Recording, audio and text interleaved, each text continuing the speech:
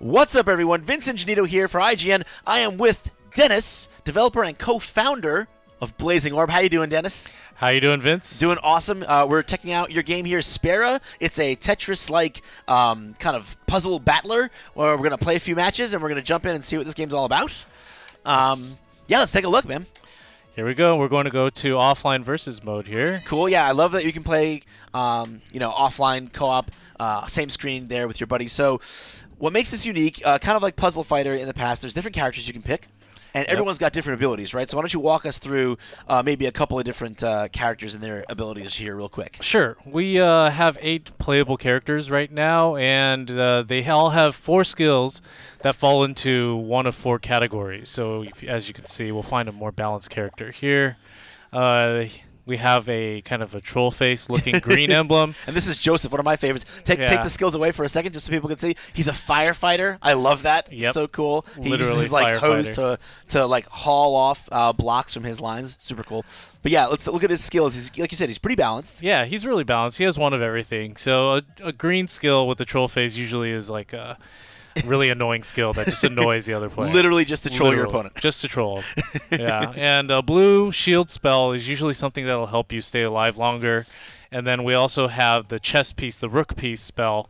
And those are spells that need to be done at the proper time. Yeah, they're more strategic about timing and when you use them. There's a lot of strategy and a lot of tactics involved in the game, which people will see in a minute. Yeah, and then the sword spell is pretty self-explanatory. The Brickinator. It's an attack. It's a direct attack to your opponent. Yeah, this one's nasty because when you make your boards, your opponent's board into bricks, they have to clear all that stuff twice. That's correct. Yeah, so that's a real pain. So yeah, why don't we check out Joseph, because he's a pretty good example of kind of a variety of the game. And let's see what other characters do we have here. We got Pwn. I see. I like Pwn. Let's take a look at Pwn's abilities real quick.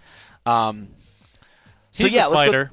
What's that? You know, he's like a fighter. Yeah. He has everything that's just attack. As you can see, he has 2 sword attack skills. So he plays into more of a, I guess, rush down kind of character. Yeah, and he one of my favorite defensive skills in the game, actually, he has as well. I mean, he can be very offensive, but I love Sky Splitter because he just kind of rips the board in half and creates all this space. You guys will see as we start playing how a lot of abilities like that really inform the logic of your Tetris game when you're playing. But let's show them what we mean. Why don't we jump in? Yeah, let's jump into a match here. Yeah, what these guys can do. Really love the artwork too. Thank you. Stuff. So, important feature of the game, we can see here in the middle, the queue of pieces is shared. Yep. So yeah, tell me a little bit about why you decided to do that, because that's such a cool, crazy feature, I think. Well, it's integral to the way we designed the fighting game aspect of the game. We wanted people to be able to actively interrupt or even affect how the other player is playing.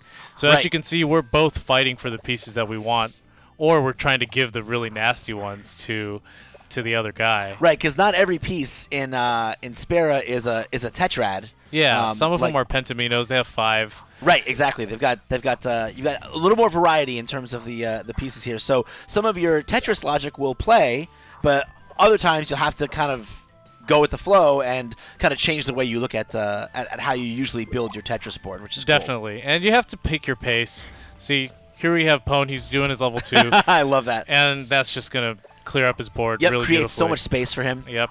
And that's the thing about this game, is that there are characters who can really just kind of play more for orbs and not worry so much about their board because they can clean it up later. So let's talk about the orbs real quick.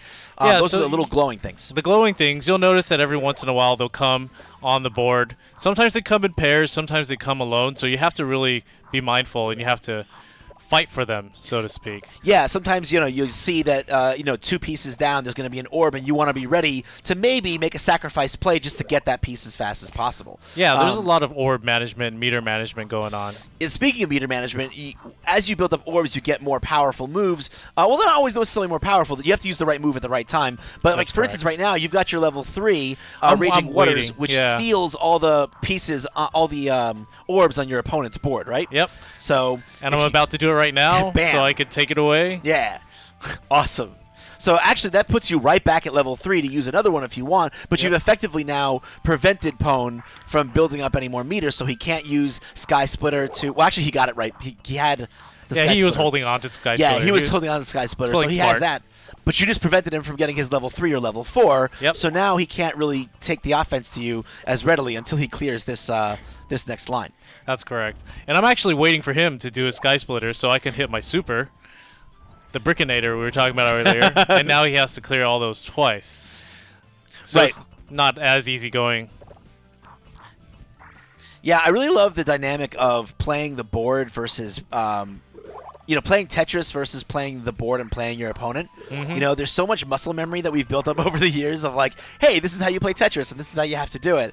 But then this game kind of makes you throw a lot of that out of the window. Like with some characters, you can play it a little bit more straightforward. Like I think Joseph gives you the flexibility to kind of play how you want and go either way. Yeah. Yeah, there's his level 2. I think his level 2 is pretty straightforward, but it's like just a clean 4 lines off the bottom of your board, and that can really save you in a tough situation. Yeah, it's easy to understand. Game. Easy to understand skills. Oh, beautiful. There's two more. Oh no! Do super on me. That's gonna be nasty. So what exactly does that do? That's his level 4, right? Yeah, his level 4 just punches holes all over, and it just makes it really difficult to clear lines after he does it. Now, we'll look at another character later, the robot, whose name is...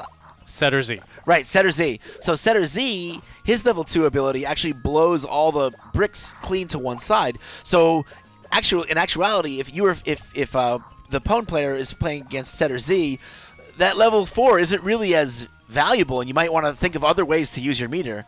Yeah, that's correct.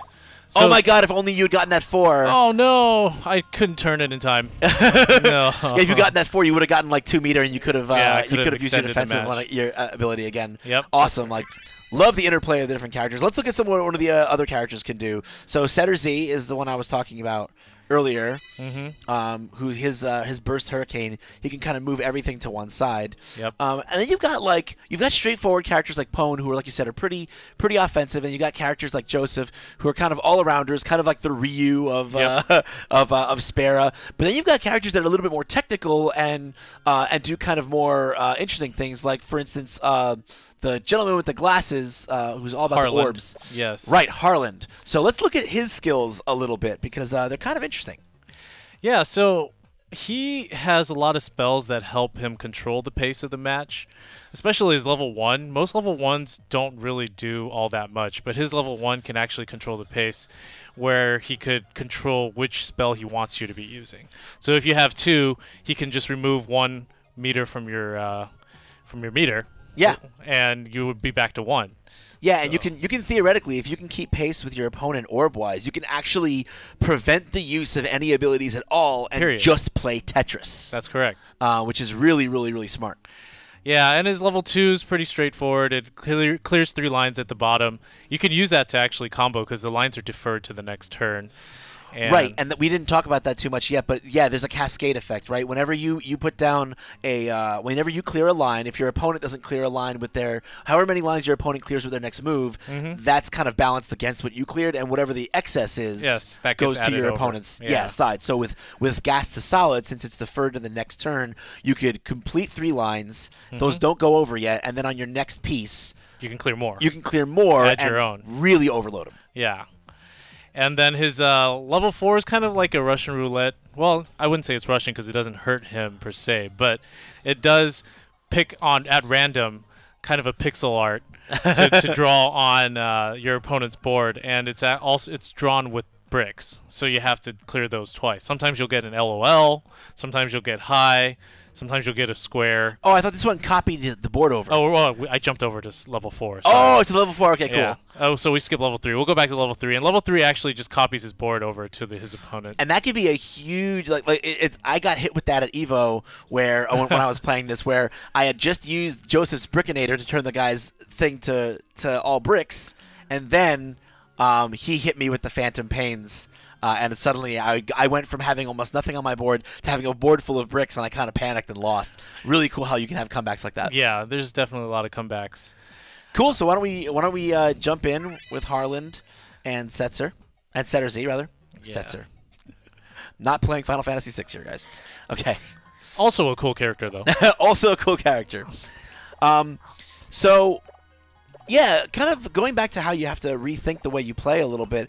So Setter Z is interesting because of Burst Hurricane, because of his level 2, and the way that can just clear basically any gaps that are on your board. It just takes care of. Yeah. It just moves everything to one side and makes it all go away.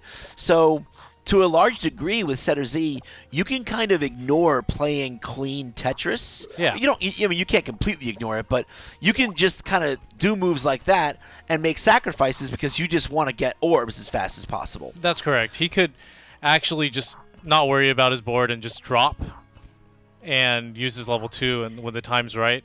It actually still works in his favor. Let's see if we can get that level 2 to show everybody here. Yeah, bam. So now, yeah, if you use Burst Hurricane, well, do what you're going to do. Yeah, I actually want to show that, when you use the spell, you get the next piece. Yeah, that's important too. Like if you that's another thing to think about. If you don't want to deal with the piece you have now, or you don't want your opponent to be able to use the piece that they have currently, that's another element that factors into when you use your abilities. Because when you use that ability, whatever the current piece is just goes away. Yeah. But you could be in a bad way here because right now it looks like Harlan is gearing up for tweets of Afterlife. Yeah, I think he's waiting for me. But that's okay. Yeah, hold on. You want to get that level 2 is what you want. If I can get a level 2, I'll be able to survive. Yeah, let's see. Here you go. Let's see what we got. LOL. LOL. Lol. Lol.